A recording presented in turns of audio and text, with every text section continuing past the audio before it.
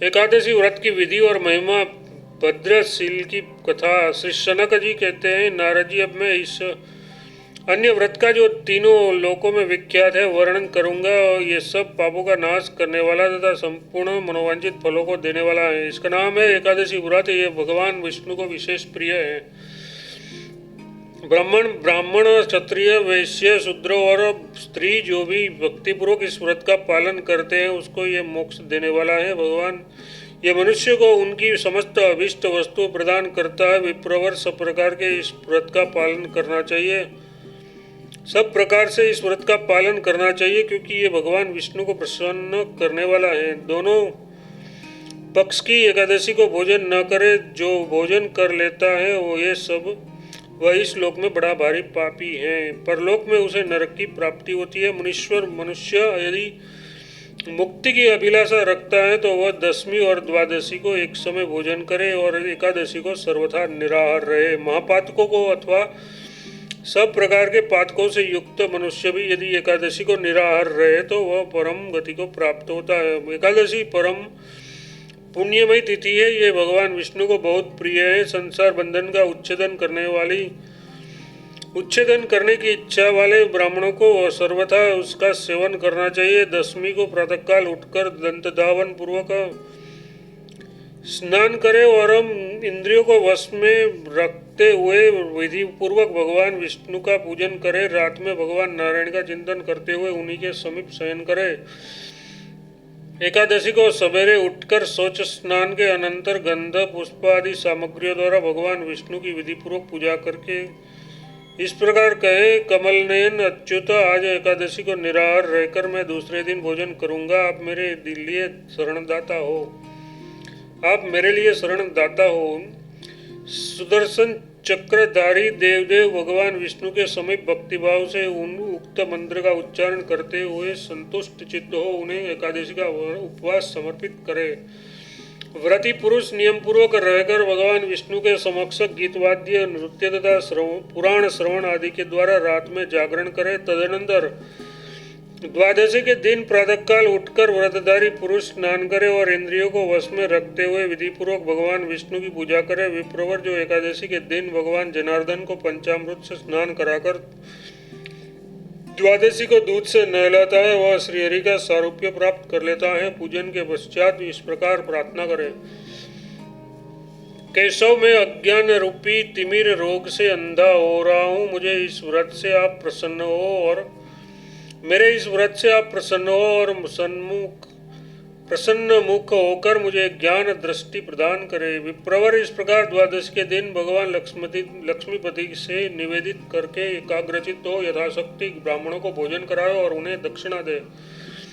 तत्पश्चात अपने भाई बंधुओं के साथ भगवान नारायण का चिंतन करते हुए पंचमहायज्ञ बलि वैश्वदेव करके स्वयं भी मौन भाव से भोजन करे। जो इस प्रकार स्वयं पूर्वक पवित्र एकादशी व्रत का पालन करता है वह पुनरावृत्ति रहित वैकुंठ धाम में जाता है। उपवास व्रत में तत्पर तथा धर्म कार्य में संलग्न मनुष्य चांडालों और पतितों की ओर कभी न देखे।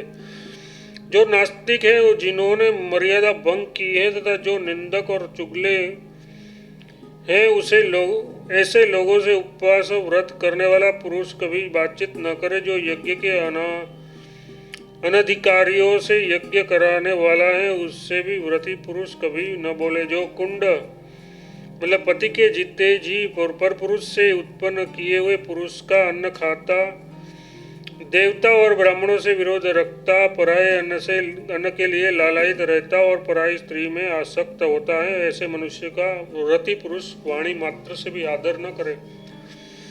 जो इस प्रकार के दोषों से रहित शुद्ध जितेंद्रिय तथा सबके हित में तत्पर है वह उपवास परायण होकर परम सिद्धि को प्राप्त कर लेता है। गंगा के समान कोई तीर्थ नहीं है, माता के समान कोई गुरु नहीं है, भगवान विष्णु के समान कोई देवता नहीं है और उपवास से बढ़कर कोई तप नहीं है। क्षमा के समान कोई माता नहीं है, कीर्ति के समान कोई धन नहीं है, ज्ञान के समान कोई लाभ नहीं है, धर्म के समान कोई पिता नहीं है, विवेक के समान कोई बंधु नहीं है और एकादशी से बढ़कर कोई व्रत नहीं है। इस विषय में लोग भद्रशील और गालव मुनि के पुरातन इतिहास का उदाहरण दिया करते हैं। पूर्वकाल की बात है, नर्मदा के तट पर गालव नाम से प्रसिद्ध एक सत्यपरायण मुनि रहते थे। वे सम मतलब मनोनिग्रह और दम मतलब इंद्रिय संयम, सम और दम से मतलब मनोनिग्रह और इंद्रिय संयम से संपन्न तथा तपस्या की निधि थे। छिद्र चारण गंधर्व, यक्ष और विद्याधर आदि देव योनियों के लोग भी वहां विहार करते थे। वह स्थान कंदमूल फलों से परिपूर्ण था। वहाँ मुनियों का बहुत बड़ा समुदाय निवास करता था। विप्रवर गालव वहाँ चिरकाल से निवास करते थे। उसके एक पुत्र हुआ जो भद्रशील नाम से विख्यात हुआ। वह बालक अपने मन और इंद्रियों को वश में रखता था। उसे अपने पूर्वकाल की बातों का स्मरण था। वह महान भाग्यशाली ऋषि कुमार निरंतर भगवान नारायण के भजन चिंतन में ही लगा रहता था। महामती भद्रशील बलोचित क्रीड़ा के समय भी मिट्टी के भगवान विष्णु की प्रतिमा बनाकर उसकी पूजा करता और अपने साथियों को समझाता कि मनुष्यों को सदा भगवान विष्णु की आराधना करनी चाहिए और विद्वानों को ब्रह्म एकादशी व्रत का भी पालन करना चाहिए। मुनीश्वर भद्रशील द्वारा इस प्रकार समझाए जाने पर उसके साथी शिशु भी मिट्टी से भगवान की प्रतिमा बनाकर एकत्र या अलग अलग बैठ जाते और प्रसन्नतापूर्वक उसकी पूजा करते थे। इस प्रकार वे परम सौभाग्यशाली बालक भगवान विष्णु के भजन में तत्पर हो गए। भद्रशील भगवान विष्णु को नमस्कार करके यही प्रार्थना करता था कि संपूर्ण जगत का कल्याण हो। खेल के समय वह 2 घड़ी या 1 घड़ी भी ध्यानस्थ हो एकादशी व्रत का संकल्प करके भगवान विष्णु को समर्पित करता था। अपने पुत्र को इस प्रकार उत्तम चरित्र से युक्त देखकर तपोनिधि गालव मुनि बड़े विस्मित हुए और उसे हृदय से लगाकर पूछने लगे। गालव बोले, उत्तम व्रत का पालन करने वाले महाभाग भद्रशील, तुम अपने कल्याणमय शील स्वभाव के कारण सचमुच भद्रशील हो। तुम्हारा जो मंगलमय चरित्र है यह योनियों के लिए भी योगियों के लिए भी दुर्लभ है। तुम सदा भगवान की पूजा में तत्पर, संपूर्ण प्राणियों के हित में संलग्न तथा एकादशी व्रत के पालन में लगे रहते हो। शास्त्र निषिद्ध कर्मों से तुम सदा दूर रहते हो। तुम पर सुख दुख आदि द्वंद्वों का प्रभाव नहीं पड़ता। तुम में ममता नहीं दिखाई देती और तुम शांत भाव से भगवान के ध्यान में मग्न रहते हो। बेटा, अभी तुम बहुत छोटे हो तो भी तुम्हारी बुद्धि ऐसी किस प्रकार हुई? क्योंकि महापुरुषों की सेवा के बिना भगवान की भक्ति प्रायः दुर्लभ होती है। इस जीव की बुद्धि स्वतः स्वभावत अज्ञान युक्त सकाम कर्मों में लगती है। तुम्हारी सब क्रिया अलौकिक कैसे हो रही है? सत्संग होने पर भी इस पूर्व पुण्य की अधिकता से ही मनुष्यों में भगवत भक्ति का उदय होता है। अतः तुम्हारी अद्भुत स्थिति देखकर मैं बड़े विस्मय में पड़ा हूँ और प्रसन्नता पूर्वक इसका कारण पूछता हूँ। अतः तुम्हें ये बताना चाहिए।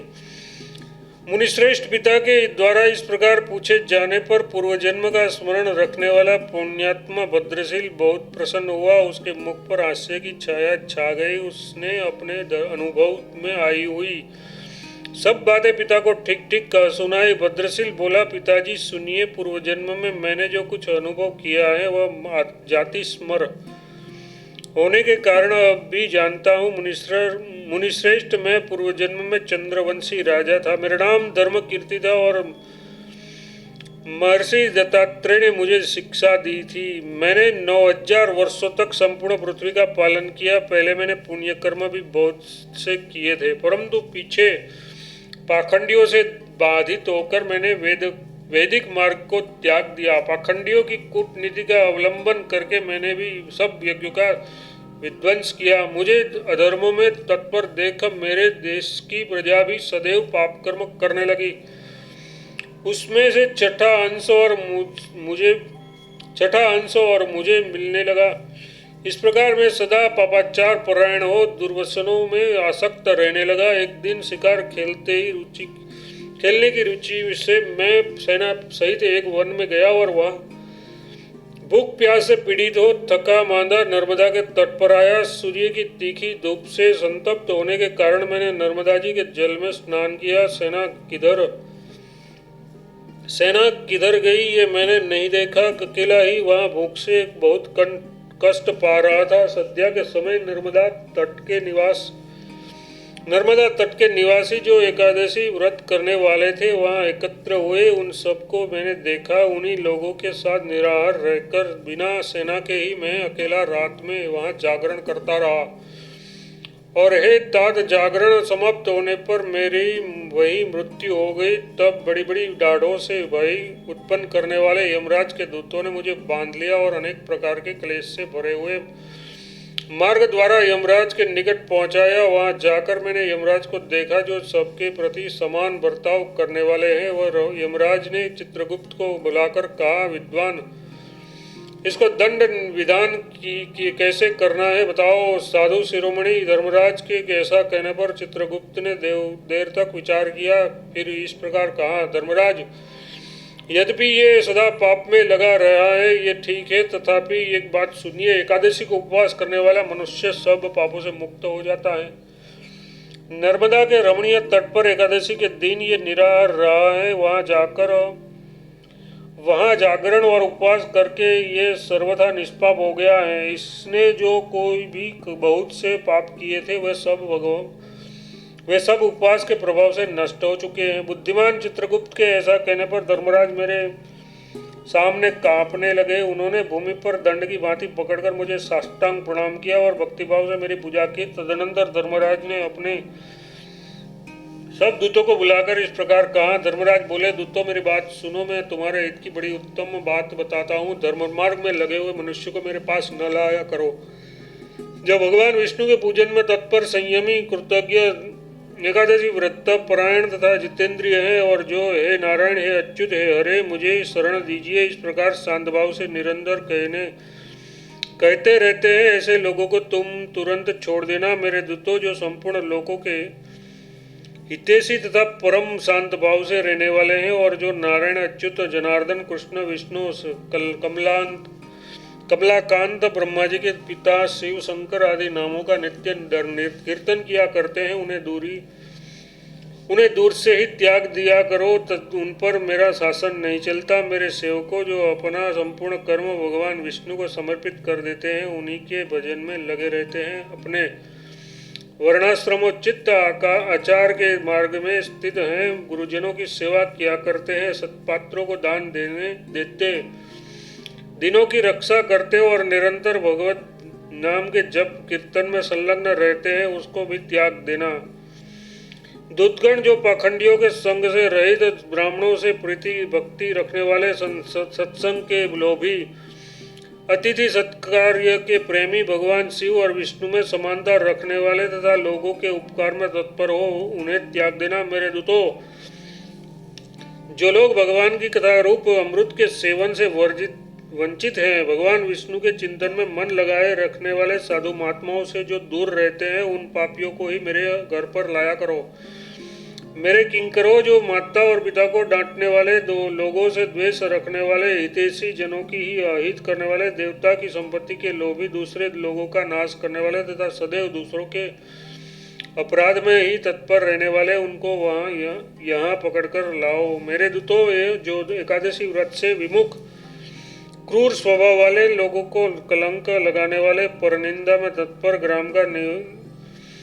ग्राम का विनाश करने वाले, श्रेष्ठ पुरुषों से वैर रखने वाले तथा ब्राह्मणों के धन का लोभ करने वाले, उसको यहाँ ले आओ। जो भगवान विष्णु की भक्ति से मुंह मोड़ चुके हैं, शरणागत पालक भगवान नारायण को प्रणाम नहीं करते हैं तथा जो मूर्ख मनुष्य कभी भगवान विष्णु के मंदिर में नहीं जाते, उन अतिशय पाप में रत रहने वाले दुष्ट लोगों को ही तुम बलपूर्वक पकड़कर यहाँ ले आओ। इस प्रकार जब मैंने यमराज की कही हुई बातें सुनी तो पश्चाताप से दग्ध होकर अपने किए हुए उस निंदित कर्म को स्मरण किया। पाप